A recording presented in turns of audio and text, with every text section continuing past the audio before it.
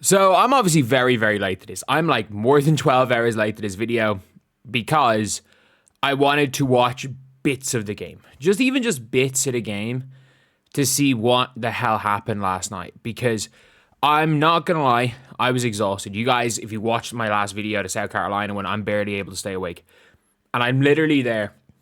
I'm ready for the game to tip off. And I just fell asleep. I just fell asleep for the UConn game. I woke up, I'm not going to lie, I woke up in the third quarter, and I looked and it was a 30-point game. And then I woke up and I don't know why, I was like, there's no way this was a 30-point game. I was dreaming. Like 8 hours later, and yeah, it was a 30-point game. And I got to give credit where credit's due to just honestly, just everything about this UConn team. Like, got to give credit where credit's due to Paige. AZ Fudd was unbelievable yesterday. AZ Fudd was unbelievable. Sarah Strong. At one stage, AZ Fudd and Sarah Strong had more points than UCLA combined. With UCLA, I mean, look, they have Lauren Betts. They did not have anything other than Lauren Betts yesterday. Like Kiki Rice, I'm sorry. I've said this plenty of times. I do not put Kiki Rice in that top tier of players in next year's draft class. For me, like Betts, Miles now, Flau'jae, Awafam, and who have I forgot? Oh, Tanaya Latson. Like they are my they were my top players. And I still think with Awafam that's a potential thing. You still might just take her on potential. But still, like with the UCLA, they were absolutely terrible. Like this wasn't even a fight. Like Janiah Barker, I'm sorry. Like Janiah Barker done goofed. The good thing about Janiah Barker is that I know she had planned on going to the WNBA this year, is that she's only a junior. It's not like she left for her senior season. She has one more year of eligibility left, but if you look at what Janiah Barker was doing at Texas A&M, I can't find it here. If you were looking at what she was doing at Texas A&M, she was great. She was fantastic at Texas A&M. There was a reason why people had her mocked as high as number 4 in this year's draft. I think people were like, she's 4 and rising. Around the time they had Kiki Riafena too.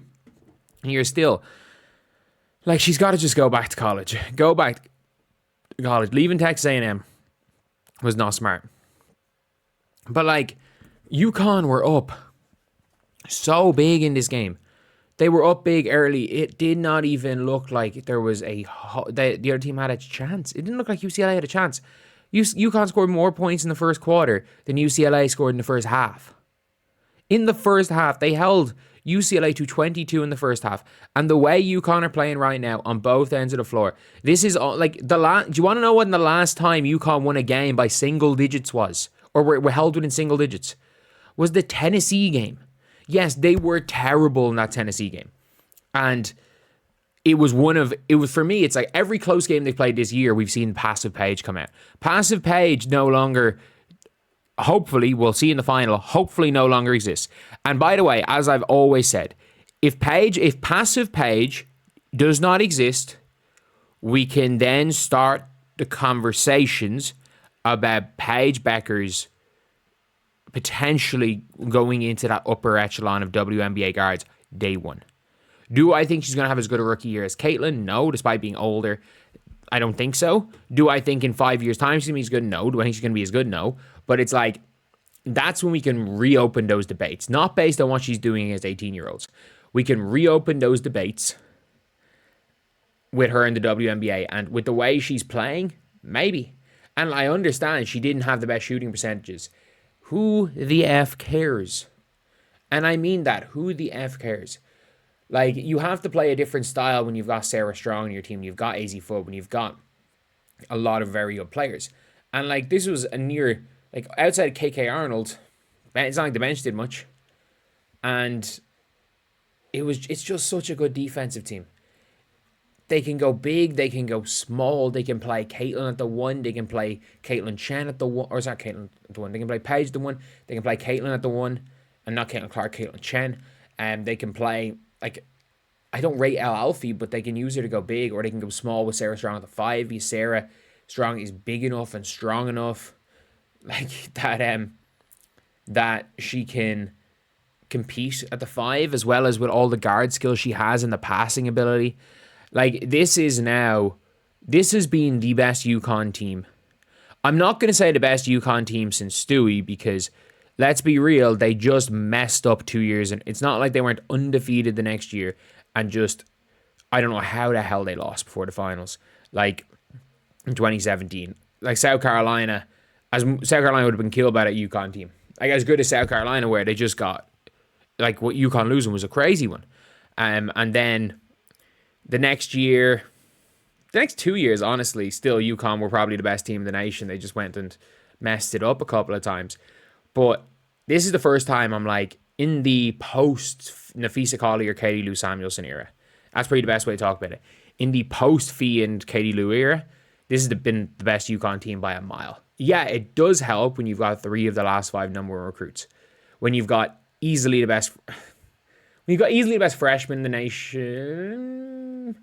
When you've got the player that I would predict is going to be the best out of all the freshmen. I do think you can't really say easily best freshman because of the season Michaela Blake's had. Scoring 50 plus twice. And they've got AZ Fudd, who's, when she's playing okay, when she's playing well, it's a good thing. And his team plays defense, they move. Caitlin Chen's a decent player. Like, I don't see how South Carolina can stop this team. I don't see how anyone can stop this team. At all. I genuinely don't see how anybody can stop South Carolina. Like, UConn. I don't see how South Carolina can stop them. Like, I think South Carolina are a good team. South Carolina are going to have to turn the final game into a first team to 60 wins against this UConn team. I don't see how they do it. I genuinely don't see how they do it. The last time the two teams played, UConn won by 30, and UConn have just gotten better and better and better since then. And Paige, sure, she's probably not going to break the record that Caitlin had, the points total in a tournament. Even without that, who cares? If she wins a national championship, who cares? So at least I got my prediction right, I guess. I got my finals prediction, UConn versus South Carolina. I think most people's finals predictions ended up happening, which South Carolina made a tough work against Duke and Maryland, and even last night to an extent against Texas. But UConn have blitzed everybody. They have blitzed every single team. Yeah, they were down at halftime against Oklahoma. Yeah, they won by like near 30. They are blitzing everybody. There is not a team that has been in any way close against UConn. And this is going to be one of the more dominant runs in recent years that, like, nobody has been remotely close to this team. But anyway, yeah, that's the video. I'll see you guys.